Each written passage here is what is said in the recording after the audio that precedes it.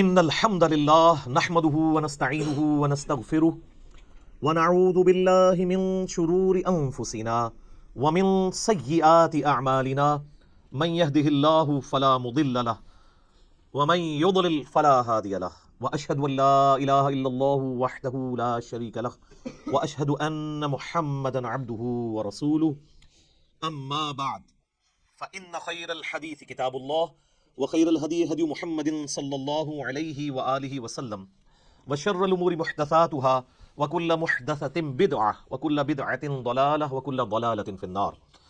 أعوذ بالله السميع العليم من الشيطان الرجيم من همزه ونفخه ونفثه. بسم الله الرحمن الرحيم. رب اشرح لي صدري ويسر لي أمري واحلل عقدة من لساني يفقهوا قولي. بسم الله الرحمن الرحيم. إن الله وملائكته يصلون على النبي یا ایھا الذین آمنوا صلوا علیہ وسلموا تسلیما. اللهم صل علی محمد وعلی آل محمد كما صليت على ابراہیم وعلى آل ابراہیم انک حمید مجید.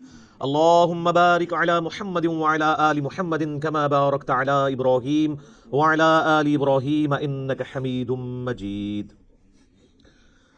اللهم ربنا آتنا في الدنيا حسنة وفي الآخرة حسنة وقنا عذاب النار. ربنا آتنا من لدنك رحمة وهيئ لنا من أمرنا رشدا. لا إله إلا أنت سبحانك إني كنت من الظالمين. حسبنا الله ونعم الوكيل. يا حي يا قيوم برحمتك أستغيث ولا حول ولا قوة إلا بالله العلي العظيم. آمین. الحمدللہ آج قرآن کلاس نمبر 9 میں ہم انشاءاللہ تعالیٰ سورۃ البقرہ کی آیت نمبر 6 سے آنورڈ سٹارٹ کریں گے. پچھلی کلاس کے اندر ہم نے سورۃ البقرہ کی پہلی 5 آیات کور کی تھیں اور بڑی ڈیٹیل کے ساتھ اس سورت کا تعارف بھی سنا تھا. اس میں ایک اہم بات جو میں نے کی تھی کہ سورۃ البقرہ کے آغاز ہی میں اللہ تعالیٰ نے جو انسانیت میں 3 کیٹیگریز پائی جاتی ہیں ہر زمانے میں ان کا ذکر کیا ہے. نمبر 1 ایمان والے لوگ جو بات قبول کر لیتے ہیں. نمبر 2 وہ لوگ جو کفر کی روش اختیار کیے ہوئے ہیں. اور نمبر 3 منافقین.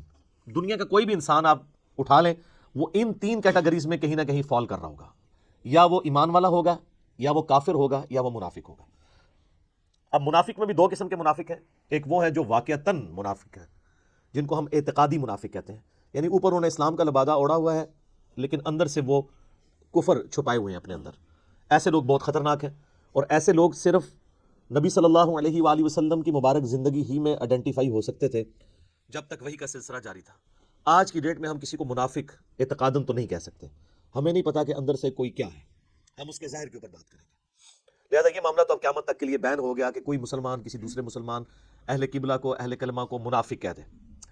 رہا عملی منافق تو معذرت کے ساتھ مسلمانوں کی اکثریت عملاً منافق ہو چکی ہے, کیونکہ بخاری اور مسلم میں جو منافق کی 4 نشانیاں بیان ہوئی ہیں وہ آلموسٹ میجارٹی مسلمانوں میں پائی جاتی ہیں. نمبر 1 بات کرے تو جھوٹ بولے. اسی طریقے سے نمبر 2 کبھی اس کا جھگڑا ہو جائے تو گالی گلوچ پہ اترا. امانت رکھی جائے تو خیانت کرے. تو یہ عملاً پریکٹیکلی مسلمانوں میں منافقت پائی جاتی ہے. اس کے باوجود ہم ایسے لوگوں کو بھی منافق نہیں کہیں گے بلکہ کہیں گے کہ ان کا عمل منافقینہ ہے, عقیدے میں مسلمان ہی. تو اس کے لیے ٹرم ڈیوائز کی گئی ہے عملی منافق. اچھا عملی کافر بھی ہو سکتا ہے کوئی مسلمان. صحیح مسلم میں 246 نمبر حدیث ہے, بندے کے کفر اور اسلام شرک اور ایمان کے درمیان فرق نماز ہے. نماز نہ پڑھنے والا عقیدے میں اگرچہ مسلمان ہے لیکن عملاً وہ کافر ہے. تو بڑا کلیئر کٹ مسئلہ ہے. سورہ روم کے اندر آیا نا وَأَقِيمُوا الصَّلَاةَ وَلَا تَكُونُوا مِنَ الْمُشْرِكِينَ, اور نماز کو قائم کرو اور مشرکین میں شامل نہ ہو. یعنی نماز قائم کرنے والا مسلمان ہے اور نماز کو چھوڑنے والا عملاً تو وہ مشرک ہے. عقیدے مسلمان ہے اس لیے ہم اس کی تکفیر نہیں کریں گے. تو کافر بھی 2 قسم کے ہیں, عملاً کافر اور اعتقاداً کافر. اعتقاداً کافر تو ظاہر ہے کہ جو خود اپنے آپ کو کافر بول کے کہہ رہے ہیں کہ ہم اللہ کو, رسول کو, آخرت کو یا قرآن کو نہیں مانتے. وہ ہمارے سامنے کرسچنز ہوں, جوز ہوں, بدھسٹ ہوں, ہندو ہوں. لیکن عملاً جو کافر ہیں مسلمانوں میں, آپ کو پاکستان جو اپنے آپ کو ہم کہتے ہیں اسلام کا قلعہ ہے, یہاں پہ بھی اکثریت جو ہے وہ بے نمازی ہے لیکن پاکستان کی شناختی کارڈ میں وہ مسلمان ہے. اللہ کے ہاں وہ مسلمان نہیں ہے. یہ بڑا خطرناک معاملہ ہے. تو یہ 3 کیٹیگریز ہر زمانے میں پائی جاتی ہیں. ایمان والوں کے حوالے سے میں نے پچھلی دفعہ بڑی ڈیٹیل سے ڈسکشن کی تھی. آج اگلی 2 کیٹیگریز انشاءاللہ ہم کور کریں گے اور اس میں بھی آپ حیران ہوں گے کہ کافروں کے بارے میں صرف 2 آیات آئی ہیں اور اس کے بعد مسلسل کئی آیات منافقین کے بارے میں. ایمان والوں سے متعلق 5 آیات ہیں, کافروں سے متعلق 2 آیات ہیں, 7 ہوئی. اب اس کے بعد اگر آپ دیکھیں منافقین کا سلسلہ شروع ہوگا آیت نمبر 8 سے لے کر آیت نمبر 20 تک. یہ کتنا خطرناک معاملہ ہے. 13 آیات مسلسل منافقین کے اوپر ہیں, ایمان والوں پر 5, کافروں پر 2, اور باقی 13 آیات جو ہیں وہ منافقین. یعنی یہ منافقت والا جو ایشو ہے یہ بہت کریٹیکل ایشو ہے, اور وہ اس لیے ہے کہ منافقین صرف اعتقادی نہیں ہوتے, عملاً بھی منافق ہوتے ہیں, جو اس وقت پریکٹیکلی مسلمانوں کی اکثریت ہو چکی ہے لیکن ان کو پتہ نہیں ہے. دوسری کیٹیگری, اعوذ باللہ من الشیطان الرجیم, بسم اللہ الرحمن الرحیم. ان الذین کفروا, بے شک وہ لوگ جنہوں نے کفر اختیار کیا, سواء علیہم, ان کے لیے تو برابر ہے, انذرتہم, کہ آپ صلی اللہ علیہ وآلہ وسلم ان کو آخرت کا ڈر سنائیں, ام لم تنذرہم لا یؤمنون, یا آپ صلی اللہ علیہ وآلہ وسلم انہیں آخرت کا ڈر نہ سنائیں, ان کے لیے برابر ہے, لا یؤمنون, وہ ایمان نہیں لے کر آئیں گے. اچھا, اس کا یہ مطلب نہیں ہے کہ جو کافر ہے اس کو آپ نے تبلیغ نہیں کرنی ہے. تو یہ کتاب ہدایت پوری انسانیت کے لیے, ھدی للناس وبینات من الہدی والفرقان. اس میں امپلائڈ ہے ان الذین کفروا, بے شک وہ لوگ جنہوں نے کفر اختیار کیا ہے, جان بوجھ کے آنکھیں بند کی ہوئی ہیں, جس کو ڈاکٹر اسرار صاحب رحمہ اللہ تعالیٰ بڑی پیاری بات کرتے تھے کہ جو شخص سویا ہوا ہے اس کو تو آپ جگا سکتے ہیں, اور جو آنکھیں بند کر کے لیٹا ہوا ہے اس کو کوئی نہیں اٹھا سکتا, کیونکہ وہ پہلے ہی جاگ رہا ہے, جاگنا چاہتا نہیں ہے. تو ایسا شخص جس کے اوپر حق اور باطل واضح ہو چکا ہو, اس کے باوجود وہ جان بوجھ کے کفر کی روش اختیار کرے, اس کے لیے قرآن میں کوئی ہدایت نہیں ہے. یہ بڑا خطرناک معاملہ ہے.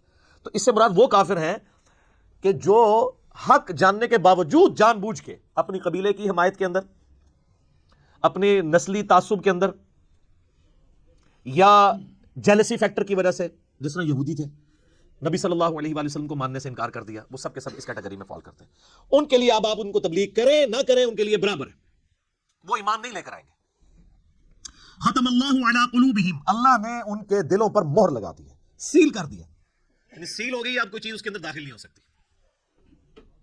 وعلی سمعہم, اور ان کے کانوں پر بھی, وعلی ابصارہم, اور ان کی آنکھوں پر بھی, غشاوۃ, پردہ پڑ چکا ہے, ولہم عذاب عظیم, اور ان کے لیے بہت بڑا عذاب تیار کر رکھا ہے اللہ نے. پورے قرآن میں ایک آیت بھی ایسی نہیں ہے کہ جو اللہ کا باغی ہو, رجوع نہ لانے والا ہو, اللہ کہتا ہوں میں اس کو معاف کرنے والا ہوں. ہمیشہ یہ ہے کہ جو توبہ کر لے, اپنی اصلاح کر لے, رجوع لے. یہ درجنوں آیات ہیں, وہ وقت کے ساتھ آئیں گی, ورنہ تو میں اسی آیت کے اوپر پورا یہ لیکچر ختم کر دوں گا, پھر آپ کا وہ یہ مصحف تو پچھلا تو 9 سال میں ختم ہوا ہے, یہ 18 سال میں بھی ختم نہیں ہونا. اللہ تعالیٰ اپنے معاملات میں بہت سخت ہے. اچھا, اس کی وجہ سے بعض لوگوں کے دماغ میں یہ بھی آ جاتا ہے کہ یار اللہ تعالیٰ دیکھو مور لگا دیتا ہے, نعوذ باللہ, اللہ تعالیٰ کی اپروچ بڑی کوئی فنیٹک والی ہے, نعوذ باللہ. ایسا نہیں ہے.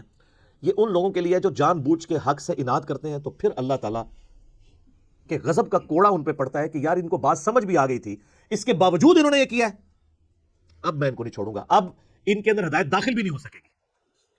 یہ بہت, یعنی اس کو کہتے ہیں پوائنٹ آف نو ریٹرن. اب اس پہ اللہ تعالیٰ کو کوئی پوچھ نہیں سکتا, اس کو اللہ نے بین کیا. لا یسأل عما یفعل وہم یسألون, اللہ کو کوئی نہیں پوچھ سکتا اس نے کوئی کام کیوں کیا. اللہ ہر ایک کو پوچھ سکتا ہے. یہ اللہ کو گلہ نہیں کیا جا سکتا. رب ہے, مالک ہے, اس نے اپنے لیے رول طے کیا ہے کہ بھئی جب پوائنٹ آف نو ریٹرن پہ کوئی بندہ پہنچے گا, سچائی قبول کرنے کے باوجود وہ حق سے اناد کرے گا, اس کو نظر آ جائے گی سچائی ہے, پھر بھی وہ اناد کر دے گا, پھر میں مور لگا دوں گا. اور پھر وقت کا پیغمبر بھی اس کو ہدایت نہیں دے سکتا.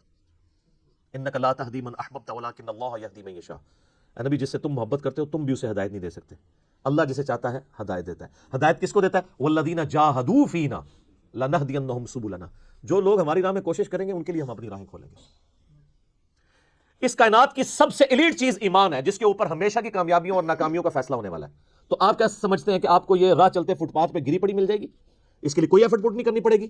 اور دنیا میں جس چیز کی منفعت چند سالوں کے لیے ہو, وہ بھی اتنی ایفرٹ پٹ کرنے کے بعد ملتی ہے, اور جس سے ہمیشہ کی کامیابیاں آپ کا مقدر ہونے والی ہیں, آپ سمجھتے ہیں کہ وہ آپ کو چنگے جی لگ جائے گی, مفت میں مل جائے گی؟ نہیں, ناٹ ایٹ آل. میری وائف نے جب پہلی دفعہ قرآن پڑھا, شادی کے بعد میں نے اس کو ایک قرآن کلاس ہوتی تھی رمضان شریف میں, تو میں نے کہا میں بچے وغیرہ میں دیکھوں گا, تم نہ صرف ایک دفعہ قرآن پڑھ لو تاکہ تمہیں پتہ چلے قرآن میں لکھا کیا ہوا ہے. قرآن آپ اکیلے بیٹھ کے تو ظاہر ہے اس طرح نہیں ہے, اب ایک ماحول ہوتا ہے, ایک ڈیکورم ہے, کلاس ہے, جس طرح یہاں لوگ بیٹھے. تو رمضان میں پورا قرآن اس نے مکمل کیا نا, تو میں نے اس سے پوچھا تم نے کیا یعنی اس سے حاصل کیا؟ اس نے کہا جی اللہ بہت سخت ہے, اور جس خدا کا تعارف ہمیں ہمارے ماں باپ اور یہ معاشرہ کرواتا ہے وہ خدا نہیں ہے جو قرآن میں ہے. اللہ تو اپنے معاملات میں بہت سخت ہے. یہ کتاب انذار ہے, تبشیر اور بشارت ان کے لیے جو بات مانتے ہیں، جو نہیں مانتے ہیں ان کے لیے عذاب کا کوڑا ہے یہ کتاب. کیونکہ اللہ ہے نا، یہ کائنات اس نے اس لیے بنائی ہے کہ آپ جانوروں کی طرح کھائیں پیئیں، اولاد پیدا کریں اور مر جائیں. انسان کو اس نے اپنے لیے پیدا کیا ہے، پوری کائنات انسان کے لیے اور انسان کو اپنے لیے. وما خلقت الجن والانس الا لیعبدون. اچھا یہ جو بات ہے نا، ختم اللہ علی قلوبہم وعلی سمعہم وعلی ابصارہم، مور لگا دی ان کے دلوں پر، کانوں پر، آنکھوں پر، پردہ ڈال دیا، اب عذاب ہی ان کو آئے گا. یہ آپ نے اگر بات سمجھنی ہے نا تو آپ پارہ نمبر 7 کے آخری صفحے پہ آ جائیں. سورۃ الانعام میں آیت نمبر ہے 110، 7ویں پارے کی آخری آیت، آپ کے یہ بلو والے قرآن میں 142 نمبر پیج کی آخری آیت 110 نمبر. وَنُقَلِّبُ أَفْئِدَتَهُمْ وَأَبْصَارُهُمْ، ہم پھیر دیتے ہیں ان کے دلوں کو اور ان کی آنکھوں کو، عقل اور ان کی آنکھوں کو، کہ وہ حق بات قبول نہ کریں. حق سے اللہ فرماتا ہے کہ میں ان کو حق سے اندھا کر دیتا ہوں. کما لم یؤمنوا به اول مرہ، جس طرح کہ انہوں نے بھی تو پہلی دفعہ جب ان کے اوپر حق کھلا تھا انہوں نے ایمان لانے سے روگردانی کی تھی نا، اب یہ چاہیں گے بھی نہ تو میں ان کو اسلام کی طرف نہیں آنے دوں گا. وَنَذَرُهُمْ فِي طُغْيَانِهِمْ يَعْمَهُونَ، اور میں ان کو چھوڑ دوں گا اپنی سرکشی میں بھٹکتے پھریں. وَلَوْ أَنَّنَا نَزَّلْنَا إِلَيْهِمُ الْمَلَائِكَةَ، اور اب اگر فرشتے بھی ان کے سامنے نازل ہوں، وَكَلَّمَهُمُ الْمَوْتَى، اور مردے قبروں سے نکل کے ان کے ساتھ بات کرنا شروع کر دیں، وَحَشَرْنَا عَلَيْهِمْ كُلَّ شَيْءٍ قُبُلًا، اور ہر چیز جن کا ان سے وعدہ کیا تھا ان کی آنکھوں کے سامنے آ جائے، قیامت بھی، عذاب بھی، سب کچھ بھی، مَا كَانُوا لِيُؤْمِنُوا، پھر بھی ایمان نہیں لے کے آئیں گے. یہ ہے سر کتابوں کا خدا. یہ نانی اماں، دادی اماں اور ماما نہیں ہے، یہ اللہ ہے.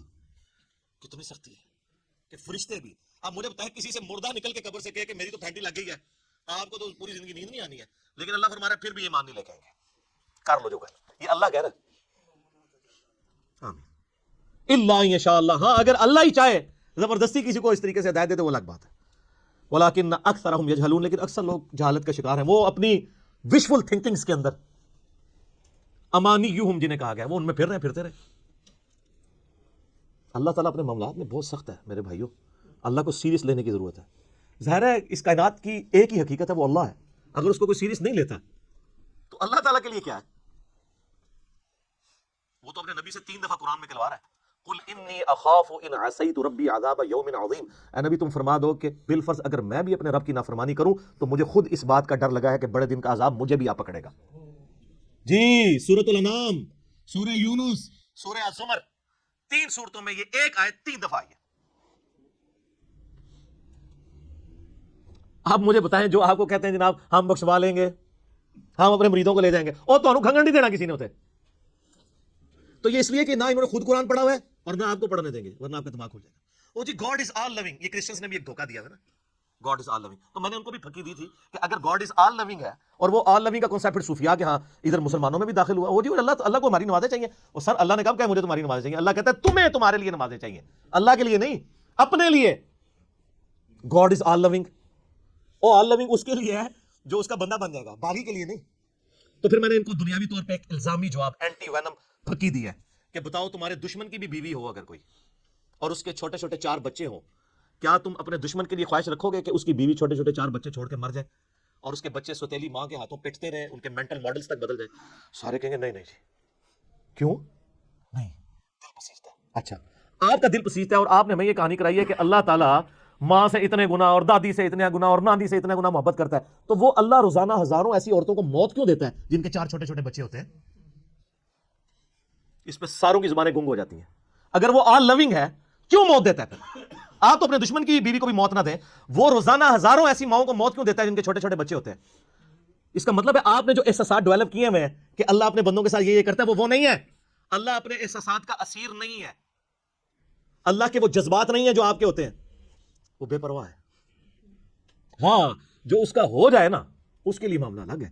وہ صحیح بخاری میں حدیث ہے کہ جس نے میرے ولی کے ساتھ دشمنی کی میرا اعلان جنگ ہے اس کے خلاف. اور انسان میرا قرب نہیں حاصل کرتا مگر فرائض کے ذریعے اور نوافل پہ استقامت کے ذریعے اس لیول پہ پہنچ جاتا ہے کہ میں اس کے ہاتھ بن جاتا ہوں جس سے وہ پکڑتا ہے، میں اس کے کان بن جاتا ہوں جس سے وہ سنتا ہے، میں اس کی آنکھیں بن جاتا ہوں جس سے وہ دیکھتا ہے، میں اس کے پاؤں بن جاتا ہوں جس سے وہ چلتا ہے. اچھا ادھر ہی حدیث روک دیتے ہیں صوفیاء اور وہ کہتے ہیں وہ خود ہی خدا بن گیا، ہاتھوں ہاتھ پائے گا انج ہو جائے گا. وہ آگے پڑھو کیا لکھا ہوا ہے، وہ جب اپنے دشمن کے اگینسٹ مجھ سے پناہ طلب کرتا ہے میں اسے پناہ عطا کرتا ہوں. اگر وہ اللہ ہی سے پناہ طلب کر رہا ہے تو وہ پھر ہاتھ مارنے جو گا تو نا، یہ ہاتھ بن جاتا ہوں، پاؤں بن جاتا ہوں، کان بن جاتا ہوں، اس سے مراد یہ کہ اس کا اوڑھنا بچھونا پھر میں ہی بن جاتا ہوں. قل ان صلاتی و نسکی و محیای و مماتی للہ رب العالمین، اے نبی تم فرما دو بے شک میری نماز، میری قربانی، میرا جینا، میرا مرنا سب اللہ کے لیے، اوڑھنا بچھونا اللہ بن جاتا ہے۔ اس حدیث کے آگے الفاظ ہیں، اللہ تعالیٰ فرماتا ہے مجھے کبھی کسی معاملے میں ہچکچاہٹ نہیں ہوتی سوائے ایک معاملے کے کہ جب مجھے اپنے کسی مومن بندے کو موت دینی پڑتی ہے۔ اللہ کہتا ہے میں بھی اس پہ ریلیکٹڈ ہوتا ہوں، کیوں؟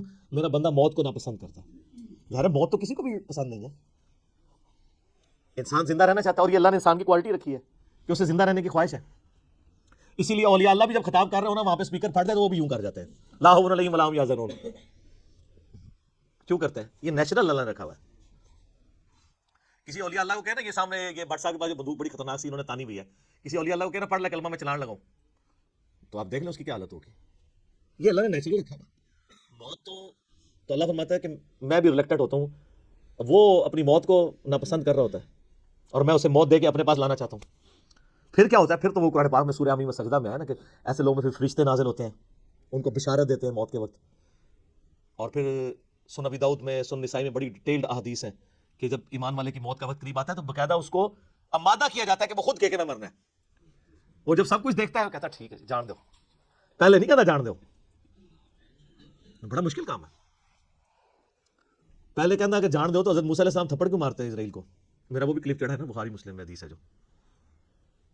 تو یہ بہت سینسٹیو ایشو ہے۔ اللہ تعالیٰ کے بارے میں آپ اپنے دماغ کھول لیں، یا وہ کتاب کھول رہے ہیں جو بابوں کی لکھی ہوئی نہیں ہے کتاب، یہ اللہ کی نازل کردہ کتاب ہے، اس کو اسی طریقے سے سمجھنا ہے۔ شروع میں ہی آپ کا کانٹا نکل جائے گا تو آپ کو آگے قرآن سمجھنا آسان ہوگا۔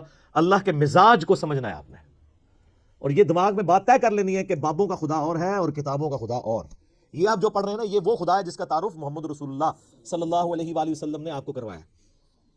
یہ وہ خدا ہے جس کا تعارف پیغمبروں نے کروایا ہے، اور پیغمبروں نے ان کتابوں کے ذریعے کروایا جو اللہ نے ان پہ نازل کی تھی۔ یہ مولانا روم کے مثنوی شریف والا خدا نہیں ہے، یہ قرآن شریف والا خدا ہے۔ ٹھیک ہے، وہ کہتے ہیں وہ مثنوی مولانا روم جو ہے وہ فارسی کا قرآن ہے، استغفر اللہ تو بولی، ایڈیاں کہانیاں، ایڈے جھوٹ، اتنی انبیاء کی گستاخانہ واقعات اس کے اندر ہیں، اور اس کو کہتے ہیں فارسی کا قرآن ہے۔ سر فارسی کا قرآن وہی ہوگا جو قرآن کا ترجمہ فارسی میں شاہ ولی اللہ دہلوی نے کیا ہوا ہے، باقی وہ کہانیاں لکھتا رہے، وہ قرآن نہیں پڑھتا۔ تو یہ ساری میں نے گفتگو شروع میں ہی کانٹا نکال دیا۔ وَمِنَ النَّاسِ مَن يَقُولُ آمَنَّا، لو جی اب منافقین کا، یعنی اکثر مسلمانوں کا جو عملاً منافق ہو چکے ہیں، وَلِعَوْذُ بِاللَّهِ تعالی، اللہم انی اعوذ بک من النفاق، آمین۔ وَمِنَ النَّاسِ مَن يَقُولُ آمَنَّا، اور لوگوں میں ایسے بھی لوگ ہیں جو کہتے ہیں ہم ایمان لائے، باللہ وبالیوم الآخر، اللہ پر بھی ایمان لائے اور آخرت کے دن پر بھی، وما ہم بمؤمنین، لیکن وہ مومن نہیں ہے۔ ایمان لے بھی آئے، مومن نہیں ہے۔ سر کتنا جاہ و جلال ہے، انسان پریشان نہیں ہو جاتا؟ پہلے اللہ تعالیٰ کہہ رہا ہے کہ جو کفر کیے ہوئے ہیں ان کو سمجھاؤ تب بھی ایمان نہیں لے کے آئیں گے، مورے لگ گئی ہیں۔ اب جو بیچارے ایمان لا رہے ہیں ان کے بارے میں اللہ کہہ رہا ہے ایمان نہیں لائے، کیا ہو گیا؟ یخادعون اللہ والذین آمنوا، یہ تو فریب دینا چاہتے ہیں اللہ کو بھی اور ایمان والوں کو بھی، یعنی اوپر سے کلمہ پڑے ہوئے ہیں دب کے۔ یہ اسپیسیفکلی یہودی علماء اور ان کے فالورز کے بارے میں تھا، اسلام کے روب کی وجہ سے دب گئے۔ آپ کو پتہ ہے نا اوس اور خزرج یہ دو قبیلے تھے مشرکین عرب کے مدینہ شریف میں جو آباد تھے، اور دونوں کے سردار مسلمان ہو گئے تھے۔ اوس کے سردار تھے سیدنا سعد ابن معاذ رضی اللہ تعالیٰ عنہ، اور خزرج کے سردار تھے سیدنا سعد ابن عبادہ رضی اللہ تعالیٰ عنہ۔ تو اس کی وجہ سے ان کے پورے قبیلے مسلمان ہو گئے۔ اچھا یہ علمی طور پہ تو اتنے ساؤنڈ نہیں تھے، امی تھے، ان پڑھ تھے، لیکن جنگجو بہت تھے۔ اور دوسری طرف یہودی بزدل تھے لیکن علم والے تھے۔ ان کی آپس میں اسلام سے پہلے جنگیں ہوتی تھیں، جب کبھی اوس اور خزرج سے یہ مار کھاتے تھے کیونکہ وہ تو جنگجو لوگ تھے، تو یہودی کہتے تھے اب تو تم ہمیں مارتے ہو، لیکن جب وہ آخری پیغمبر آئیں گے نا ان کے ساتھ مل کے، یہ بھی ذکر آ جائے گا سورۃ الانعام میں، اسی سورہ البقرہ میں 89 نمبر آیت میں، تو جب وہ پیغمبر آئیں گے نا تو پھر ہم ان کے ساتھ مل کے جہاد کریں گے، پھر ہم پوری دنیا کے اوپر اللہ کا ڈنکا بجائیں گے۔ آج تو تم مشرکین ہم پہ غالب آتے ہو نا، لیکن ایک دن آئے گا کہ ہم تم پہ غلبہ پائیں گے۔ یہ وہ دھمکی یہودی لگایا کرتے تھے اوس اور خزرج کو، لیکن اللہ کا کرنا دیکھے سر، جب وہ آخری پیغمبر آئے تو سب سے پہلے کفر کیا انہی یہودیوں نے جو تڑی لگایا کرتے تھے، اور سب سے پہلے ایمان انہی اوس اور خزرج نے قبول کر لیا جن کو وہ تڑی لگایا کرتے تھے۔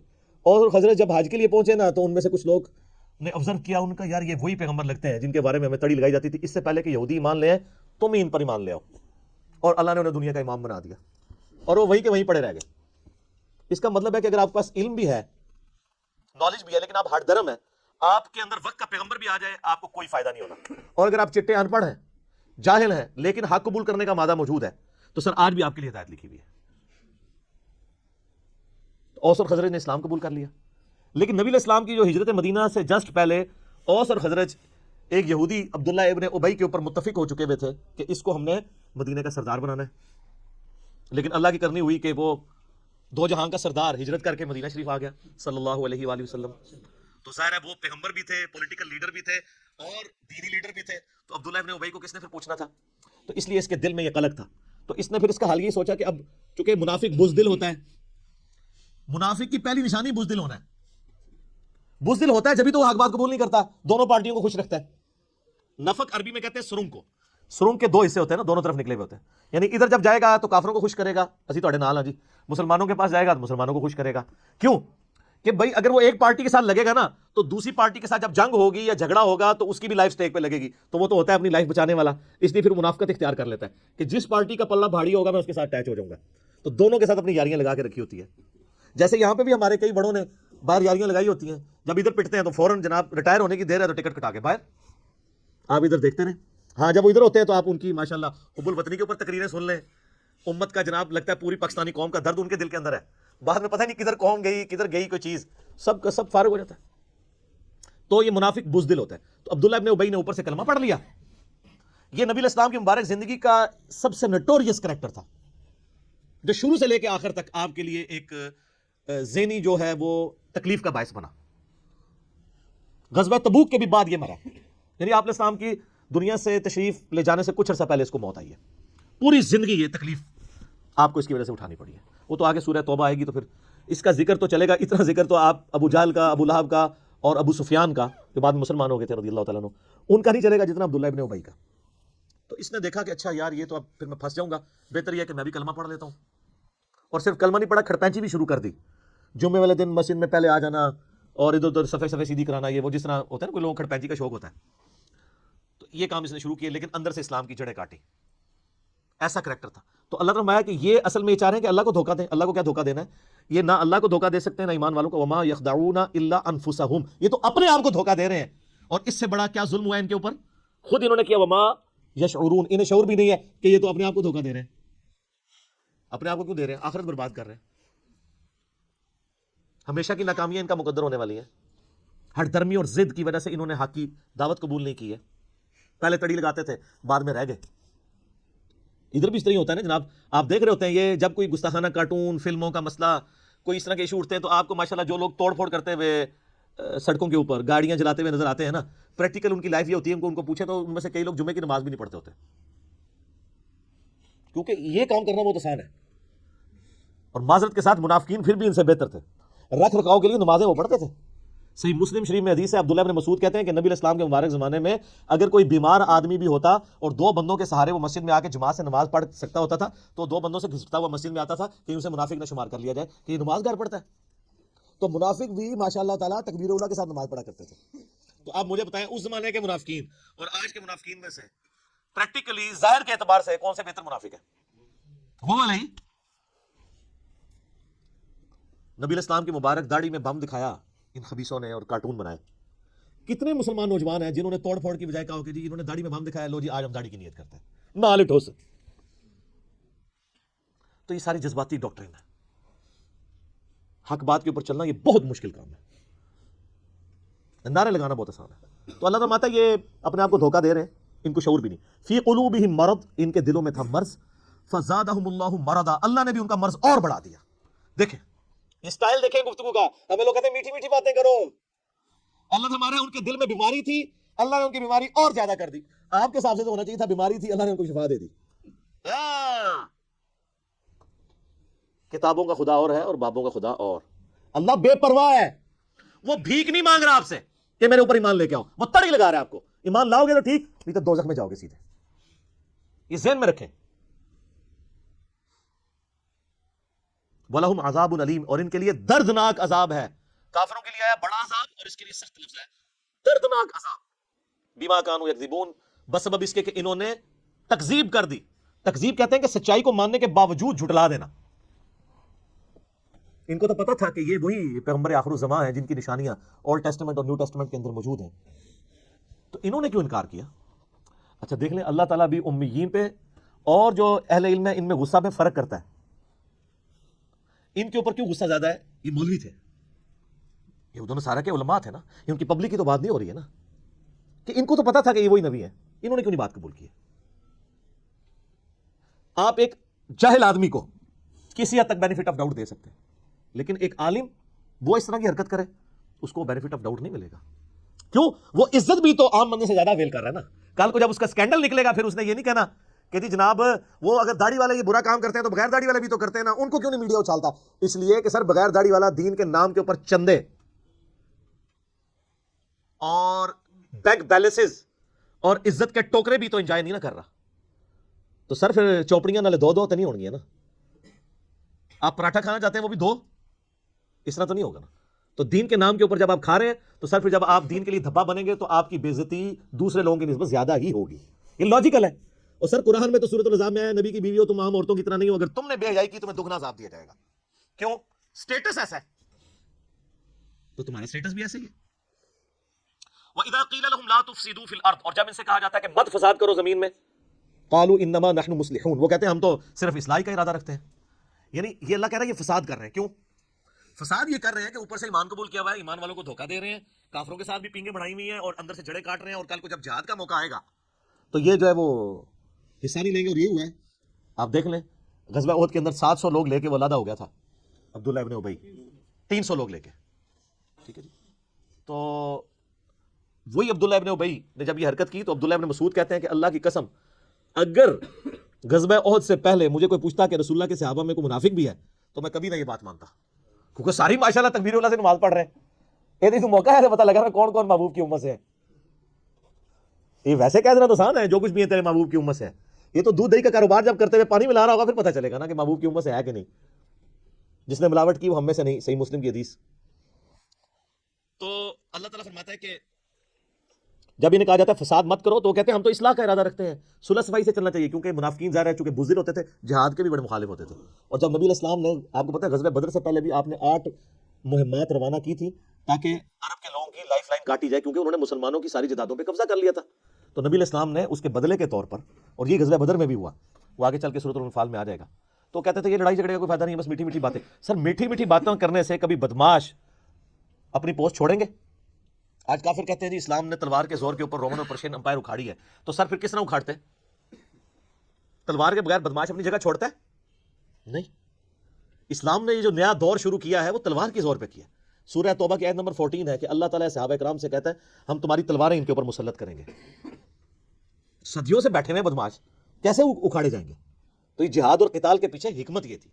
لیکن آج جہاد اور قتال یہ ہے کہ وہ مسلمانوں کو اکھاڑنے کے لیے استعمال ہو رہا ہے. ایک مسلمان دوسرے کا گلا کاٹ رہا ہے جہاد کے نام کے اوپر. سر آپ دیکھتے نہیں پچھلے 30-40 سالوں میں سعودیہ اور ایران کی پراکسی وار میں جو کچھ ہمارے ملک کے اندر ہوا ہے، اور وہ آج تک ہم اس چنگل سے باہر نہیں نکل سکے. تو کہتے ہیں ہم تو اصلاح کا ارادہ رکھتے ہیں. الا انہم هم المفسدون، آگاہ ہو جاؤ یہی فسادی ہیں، ولکن لا یشعرون، لیکن انہیں شعور نہیں ہے. اللہ فرما رہا ہے یہ فسادی خود ہے لیکن انہیں پتہ بھی نہیں ہے. اس سے بڑا ان کے ساتھ ہاتھ ہو گیا کہ ان کو پتہ بھی نہیں کہ توبہ و توفیق بھی نہیں ہوگی. وَإِذَا قِيلَ لَهُمْ آمِنُوا، اور جب انہیں کہا جاتا ہے کہ ایمان لے آؤ، کما آمن الناس، جس طرح کہ باقی لوگ ایمان لے کے آئے ہیں جو کامل الایمان مومن ہیں مہاجرین اور انصار میں سے صحابہ کرام، جس طرح وہ ایمان لے کر آئے تم بھی اسی طرح کا ایمان لے آؤ. قالوا انؤمن کما آمن السفہاء، وہ کہتے ہیں ہم ان بیوقوفوں کی طرح ایمان لے آئیں. ان کو تو نہ اپنے بیوی بچوں کی پرواہ ہے، نہ ان کو اپنی کوئی زندگی عزیز ہے. کل کو جہاد میں جائیں گے کٹ جائیں گے، پیچھے بیوی بچوں کا کیا بنے گا؟ یہ تو ہے سارے بیوقوف ہیں. اور اللہ تعالیٰ کی طرف سے جواب سنیں، الا انہم هم السفہاء ولکن لا یعلمون، آگاہ ہو جو بے شک یہی لوگ ہی بیوقوف ہیں جو یہ صحابہ کرام کو بیوقوف کہہ رہے ہیں، لیکن ان کو خود بھی علم نہیں ہے. انہوں نے تو آخرت کا سودا کر لیا. سورہ توبہ میں آتا ہے ہم نے مومنین کی جانوں اور مال کے عوض ان کو جنت دے دی ہے، جنت کے عوض ان کی جان اور مال ہم نے خرید لیا. اور خوشخبری ہو تمہیں اس بیعت کے اوپر جو اللہ سے تم نے بیعت کی ہے. ہمارے مسلمان بھی بیعت کرتے ہیں لیکن اپنا جان مال جو ہے وہ پیر و فقیروں پہ لٹا رہے ہوتے ہیں. اللہ فرماتا ہے کہ اللہ کے لیے لٹاؤ، بیعت اللہ سے ہو پیغمبر کے ذریعے صلی اللہ علیہ وسلم. وَإِذَا لَقُوا الَّذِينَ آمَنُوا، اور جب یہ ملتے ہیں اہل ایمان سے، قالوا آمنا، کہتے ہیں ہم ایمان لاتے ہیں. وَإِذَا خَلَوْا إِلَىٰ شَيَاطِينِهِمْ، اور جب اپنے شیطانوں کے ساتھ علیحدہ ہوتے ہیں یعنی دوسری پارٹی کے ساتھ، قالوا إِنَّا مَعَكُمْ، بے شک ہم تو تمہارے ساتھ ہیں. انما نحن مستہزئون، ہم تو اوپر اوپر سے ہنسی مذاق کے طور پہ انہیں کہہ رہے ہوتے ہیں کہ ہم مسلمان ہیں. دوغلی پالیسی. اور اللہ نے کہا کہ اپنے شیطانوں کے ساتھ جب ملتے ہیں، شیطان کن کو کہا؟ ان کافروں کو، ان کے سرگنا جو علماء یہود تھے ان کو. اب کٹھے ہوتے ہیں اپنے شیطانوں میں. اچھا، شیطان لفظ کے دو مطلب ہیں، ایک ہے اللہ کی رحمت سے دور، اور ایک شیطان کا مطلب ہے جو حسد اور بغض میں بھرا ہوا ہو. یہ بیک وقت دونوں معنی شیطان کے اوپر فٹ آتے ہیں. اللہ کی رحمت سے وہ دور ہے کیونکہ مردود بارگاہ ہے، اور اس میں حسد اور بغض ابن آدم کا پایا جاتا ہے کیونکہ وہ یہ سمجھتا ہے کہ نہ اللہ مجھے آدم علیہ السلام کے معاملے میں آزمائش میں ڈالتا اور نہ میں مردود بارگاہ ہوتا. تو یہ دونوں چیزیں اس میں. تو اللہ نے یہ انسانوں میں سے شیطان ہے وہ لوگ جن کے ساتھ منافقین ملتے ہیں اور کہتے ہیں ہم تو مذاق کر رہے تھے، انما نحن مستہزئون، ہم تو صرف مذاق کر رہے تھے. اللہ تعالیٰ فرما رہا ہے اللہ یستہزئ بہم، اللہ ان کے ساتھ اصل میں مزاح فرما رہا ہے جیسا کہ اس کی شان کے لائق ہے. وَيَمُدُّهُمْ فِي طُغْيَانِهِمْ يَعْمَهُونَ، اور اللہ ان کو ڈھیل دے رہا ہے تاکہ اپنی سرکشی میں بھٹکتے رہیں اور سرکشی کریں تاکہ اور بڑے عذاب کے مستحق ہوں. اللہم اجرنا من النار، آمین. اچھا، یہاں پہ استہزاء کا لفظ اللہ نے اپنے لیے بھی استعمال کیا. اس پہ اعلیٰ حضرت نے جو ترجمہ کیا ہے نا وہ انہوں نے عربی میں ہی کر دیا، اللہ ان سے استہزاء فرماتا ہے. باقی لوگوں نے ترجمہ کیا اللہ ان سے مذاق کرتا ہے. تو اس پہ پھر وہ باقی اعتراض کرتے ہیں کہ جی دیکھیں جی مذاق تو ایک نوٹوریس چیز ہے اور اس لیے یہ لفظ اللہ کی طرف منسوب کرنا جو ہے وہ گستاخی ہے. تو وہ پھر استہزاء کا ترجمہ استہزاء ہی کر دیتے ہیں. کوئی گستاخی نہیں ہے. اللہ نے جب لفظ استعمال کیا تو وہ جن معنوں میں استعمال کیا آپ اسی، اور وہ بہتر ترجمہ ہے اللہ ان سے مذاق فرماتا ہے جیسا کہ اس کی شان کے لائق ہے. اس میں یہ جھگڑے میں نہیں پڑنا چاہیے جی آپ یہ نوٹوریس ورڈ یوز کر رہے ہیں. اللہ نے خود کیا واللہ خیر الماکرین، خفیہ تدبیر ترجمہ کیا ہوا ہے. وہ تدبیر خود عربی کا لفظ ہے، وہ بھی آ سکتا تھا.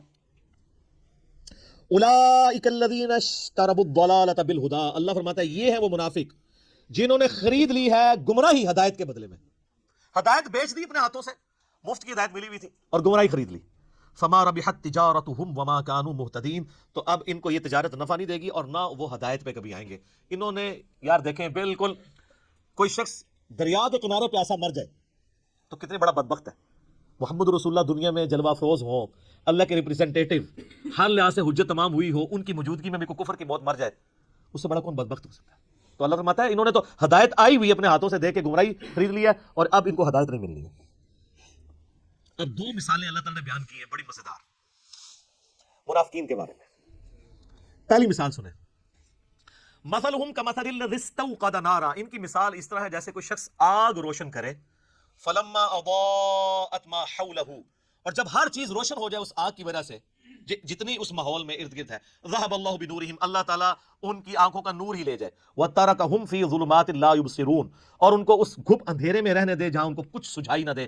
صم بکم عمی فہم لا یرجعون، پھر وہ ایسے لوگ گونگے ہیں، اندھے ہیں اور بہرے ہیں. سمن بہرے ہیں، بکمن گونگے ہیں، عمیون اندھے ہیں، فہم لا یرجعون یہ واپس نہیں پلٹ سکتے. یہ مثال ایسے دی کہ پرانے زمانے میں لوگ جنگلوں کا سفر کرتے تھے نا، بڑی مشکل سے لکڑیاں جمع کرتے تھے، رات کے وقت روشنی جلاتے تھے تاکہ کوئی جنگلی جانور حملہ آور نہ ہو. اللہ تعالیٰ نے آگ کا ایسا روب رکھا ہے کہ آگ کہیں جل رہی ہو تو شیر بھی قریب نہیں جاتا، شیر بھی آگ سے ڈرتا ہے. تو وہ اپنی سیکورٹی کے لیے آگ جلایا کرتے تھے. یا سردیوں کا موسم ہے تو وہ اس سے ہیٹ حاصل کرے، پلس روشنی بھی مل جاتی تھی، اس وقت الیکٹریسٹی تو نہیں تھی، تو اسی روشنی میں اپنے باقی کام کر لیتے تھے، کھانا پکانے کا یہ وہ. تو اللہ تعالیٰ فرماتا ہے ان کی مثال اسی طریقے سے ہے کہ اتنی محنت کے ساتھ ایک جنگل میں کوئی آگ جمع کرے، روشنی بھی ہو جائے، سب کچھ نظر آنا شروع ہو جائے، اور عین اس وقت میں اس روشنی سے نفع اٹھانے والے لوگوں کی بینائی ختم ہو جائے، ان کی بصارت چلی جائے، ان کی سننے کی صلاحیت چلی جائے، اندھے ہو جائیں، بہرے ہو جائیں، گونگے ہو جائیں. تو کتنے بدبخت ہیں کہ اب ہر فیسلٹی سامنے موجود تھی، اس سے نفع اٹھانے کی بجائے ان کی اپنی ساری کوالٹیز جاتی رہی. یہی ہوا ہے منافقین کے ساتھ کہ اللہ تعالیٰ نے محمد رسول اللہ صلی اللہ علیہ وآلہ وسلم کے ذریعے توحید کی شمع روشن کی. بالکل جب ہر چیز واضح نظر آ گئی کہ یہ وہی پیغمبر ہے جن کی نشانیاں تورات اور انجیل کے اندر موجود ہیں، اور عین جب ٹائم آیا کہ یہی یہودی جو تڑی لگایا کرتے تھے اوس اور خزرج کو، یہ اسلام قبول کرتے، عین ٹائم پہ انہوں نے انکار کیا اور اللہ کے عذاب کا کوڑا ان پہ برسا کہ ان کی آنکھوں کی بینائی چلی گی. اب محمد رسول اللہ صلی اللہ علیہ وآلہ وسلم ایک روشنی کا مینار سامنے موجود ہے، لیکن یہ اتنے بدبخت ہیں کہ ان کی بینائی جا چکی ہے، ان کو دیکھ کے بھی اب ایمان قبول نہیں کریں گے. وہ جو میں نے پہلے آیات پڑھی تھی وَلَوْ أَنَّنَا نَزَّلْنَا إِلَيْهِمُ الْمَلَائِكَةَ، سر یہ کوئی اللہ تعالیٰ کا تعارف ہوا ہے آپ لوگوں کو؟ یہ کون سا خدا ہے؟ اور یہ پہلے صفحے پہ ہے. یہ نہیں ہے کہ 50 صفحے پڑھنے تو بعد کہتے پہلے میٹھی میٹھی باتیں کریں نا پھر کڑوی باتیں کریں.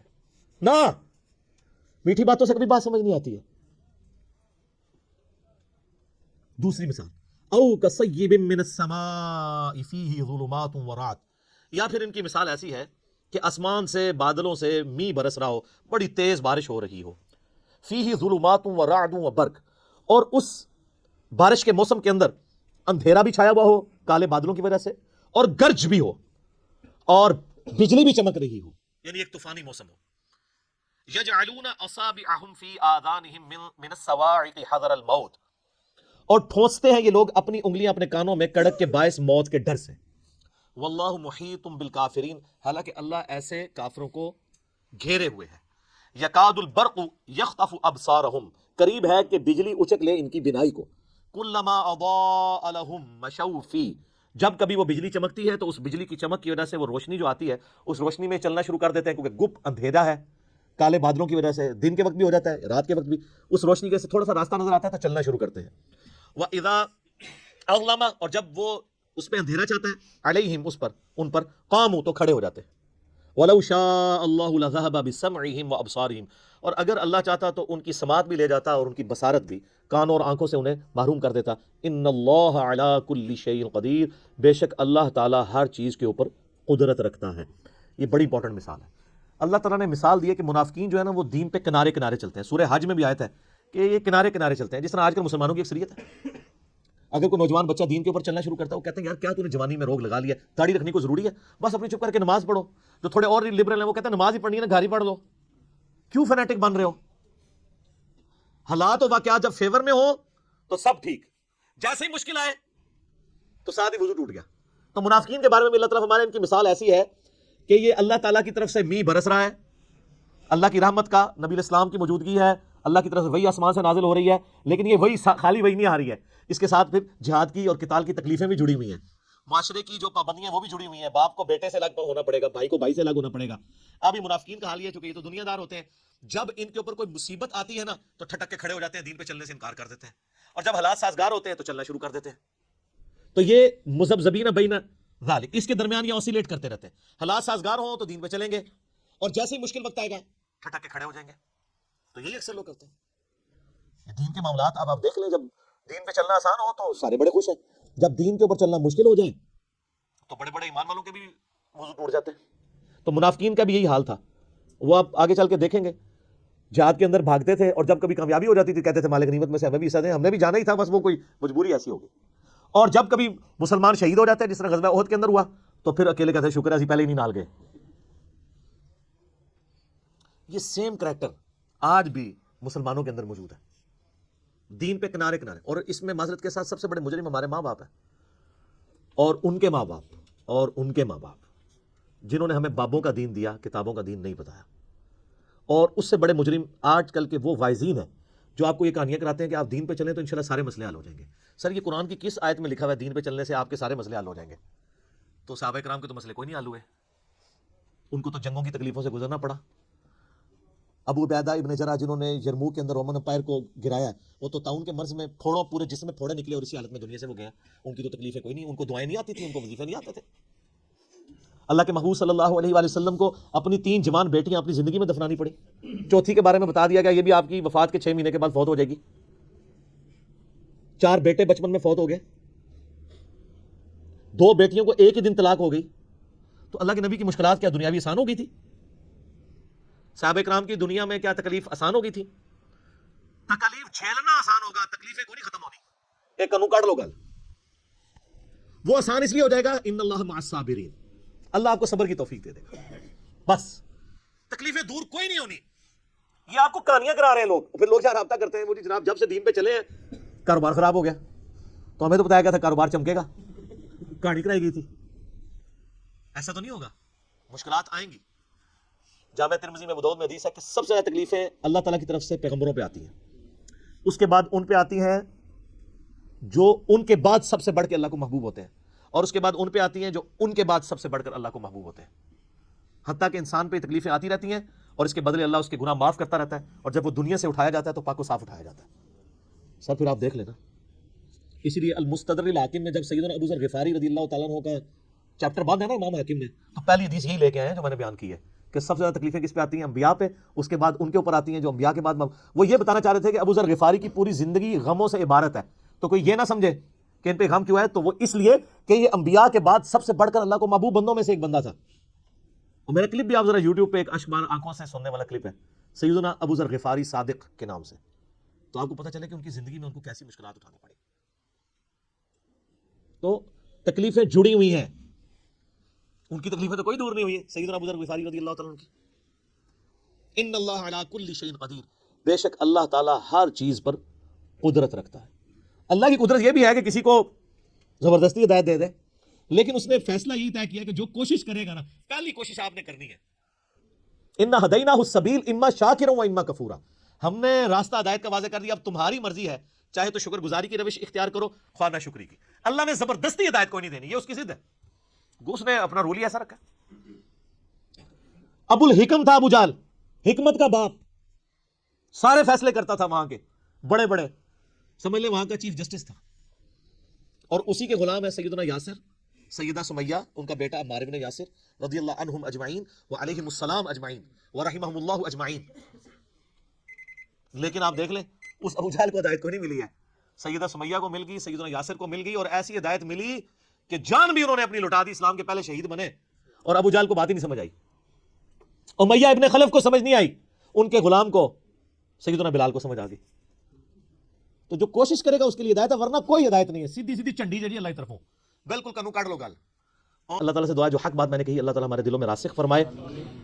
اگر جذبات میں میرے منہ سے کوئی غلط بات نکل گئی، اللہ تعالیٰ ہمارے دلوں سے محو کر دے، ہمیں معاف بھی کر دے، ہمیں کتاب و سنت کی تعلیمات پر عمل کر کے دوسرے بھائیوں تک پہنچانے کی توفیق عطا فرمائے. اللهم صل على محمد وعلى ال محمد كما صليت على ابراهيم وعلى ال ابراهيم انك حميد مجيد. اللهم بارك على محمد وعلى ال محمد كما باركت على ابراهيم وعلى ال ابراهيم انك حميد مجيد. سبحانك اللهم وبحمدك اشهد ان لا اله الا انت استغفرك واتوب اليك وما علينا الا البلاغ المبين. جزاكم الله خيرا.